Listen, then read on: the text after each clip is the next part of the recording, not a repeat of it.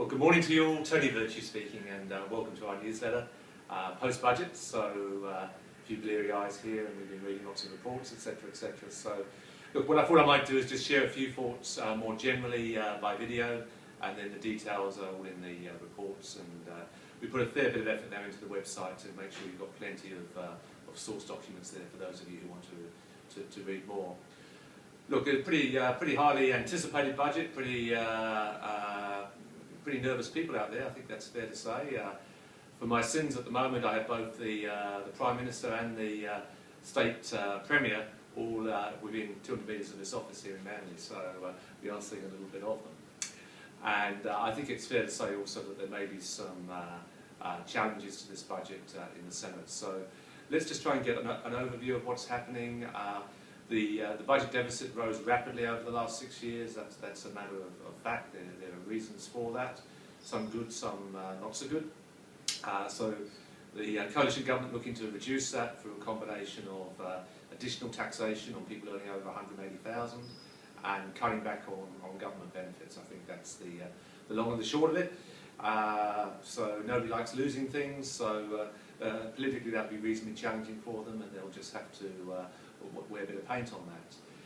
I think I might just focus primarily on the financial planning side now. First of all, the accumulation side. Superannuation, pretty much untouched.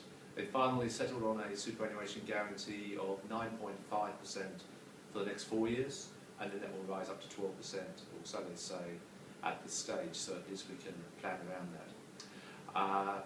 As far as maximum contributions next year, it looks like $30,000 if you're under 50, $35,000 if you're over 50. And if by mistake you put in too much money now, they'll let you take that money back out without penalty, which was a source of great anger, I think is the word I'm looking for, in the community where people were being charged excessively for trying to prepare for their own retirement. Those of you using your own money to bump up your super, which is a very common strategy as you get closer to retirement, that figure has gone up from 150 a year to 180,000 a year, or 540,000 in any 3 years. So a good way of building up the capital amount prior to retirement to have a larger income stream to live off. Typically done through selling the family home or some other asset where you've already paid tax in the past, or it is tax exempt, and then you've got the potential there to roll that into superannuation without paying any tax. And that just obviously builds up the critical mass, and you know, we need to get to bigger balances if we're to live off these income streams in retirement. The next point being that, as has happened around the world, the age pension will eventually go up to age 70. Those of you, I think it will be 48 now and older, will definitely be working through to 70. Some debate as to the preservation age on super. It's currently 60 and retired. So there, at the moment, could be up to a 10-year gap. They're talking about maybe a 7-year gap between being able to retire and live off your own pension and being able to access the government facilities.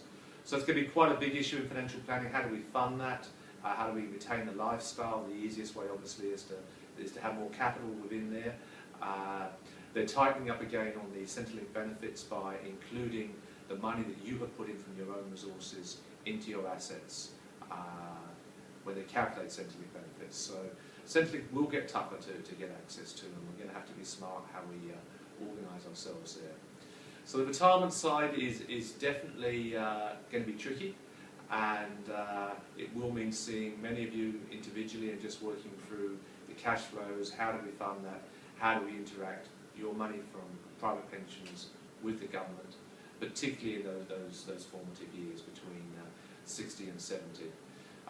More generally, we have functions coming up. We have a function at Hugo's in a couple of weeks, and there's invitations there. We'll also be doing a private client briefing before year end. For those of you who are quote high net worth, you've done all you can in super, you're looking for opportunities prior to the 30th of June. Obviously, the higher personal tax rates are, the more there is an avenue for tax planning. So we'll be doing that session as well, both face-to-face and also by webinar. So that's enough for today. It's a moving feast out there, that's for sure, and I look forward to seeing you next time. Thank you.